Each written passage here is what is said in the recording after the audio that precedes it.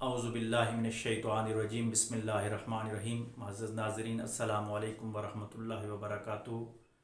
آج ہم صحیفہ انقلاب قرآن مجید کے حوالے سے بات کریں گے کہ قرآن مجید کا عنوان کیا ہے، قرآن مجید کا موضوع کیا ہے۔ قرآن مجید کو اگر غور سے پڑھا جائے، اس کی گہرائیوں کے اندر جا کے دیکھا جائے تو قرآن مجید کے الف سے لے کے والناس کے سین تک قرآن مجید ہر جگہ پہ انسانیت کو ڈسکس کرتا ہے۔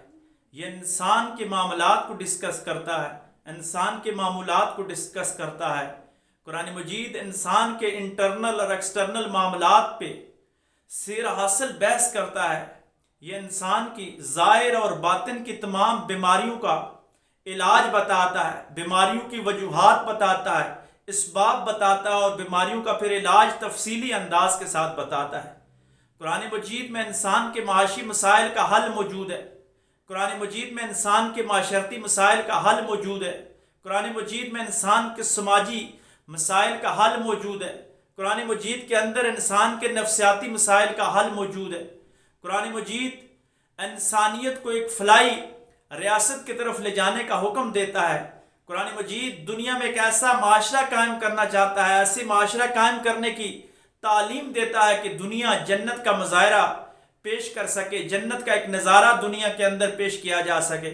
قرآن مجید ہر ظلم کے خلاف آواز بلند کرنے کا حکم دیتا ہے، قرآن مجید ہر ظالم کے خلاف اٹھ جانے کا حکم دیتا ہے، قرآن مجید ہر مظلوم کا سہارا بننے کا حکم دیتا ہے، قرآن مجید مظلومیت کا ساتھ دیتا ہے اور ظلم سے نجات کا پیغام دیتا ہے، قرآن مجید غلاموں کو آزادی کی طرف ابھارتا ہے، قرآن مجید غلامی سے نفرت دلاتا ہے اور آزادی کے فضائل بیان کرتا ہے، قرآن مجید لوگوں کے آگے جھکنے سے منع کرتا ہے، قرآن مجید انسان کو صرف اللہ کے آگے جھکنے کا حکم دیتا ہے، قرآن مجید نفسیات، نفسانی بیماریوں، شہوت پرستی، حب جاہ سے بچنے کا حکم دیتا ہے۔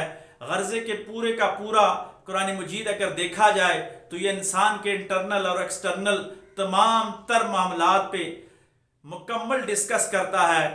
افسوس کہ دنیا آج اگر فلاح چاہتی ہے تو اس کو پھر قرآن مجید کی طرف آنا ہوگا۔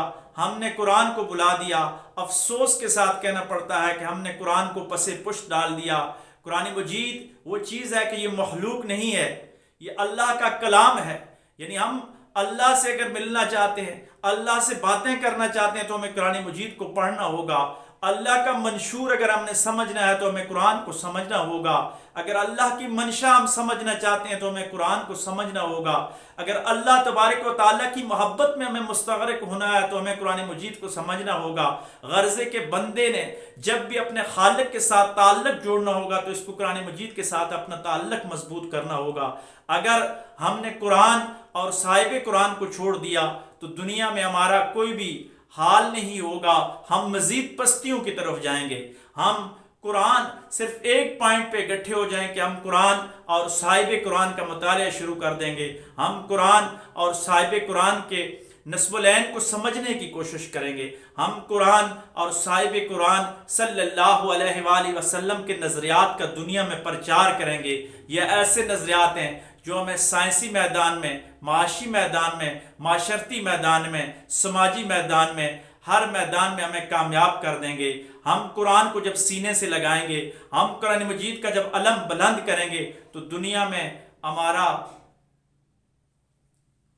جو مقام ہوگا وہ اعلیٰ و عرفہ مقام ہوگا۔ اور اگر ہم قرآن مجید کو چھوڑ دیں گے تو ہم اس دنیا میں بھی پستیوں کا شکار ہو جائیں گے اور آخری زندگی میں بھی ہم پستیوں کا شکار ہو جائیں گے۔ اللہ تبارک و تعالی ہمیں قرآن مجید کو سمجھنے اور اس پہ عمل کرنے کی توفیق عطا فرمائے۔